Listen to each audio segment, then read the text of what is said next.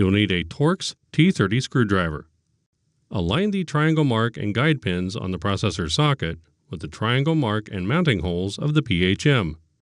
Carefully lower the PHM straight down into the processor socket. Fully tighten the numbered Torx T30 captive fasteners on the processor heatsink module in the install sequence shown on the heatsink label.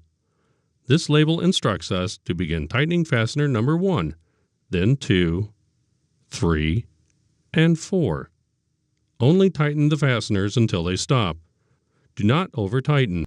Slide the upper compute system board or filler into the compute system tray until the release clips snap into the locked position.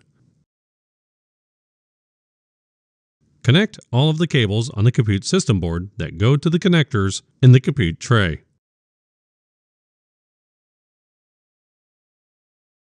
Align and insert the connections end of the compute tray into the front of the server chassis.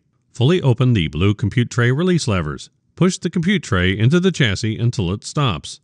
Rotate the blue compute tray release levers inward until they are fully closed and their latches are locked. Install the front cover.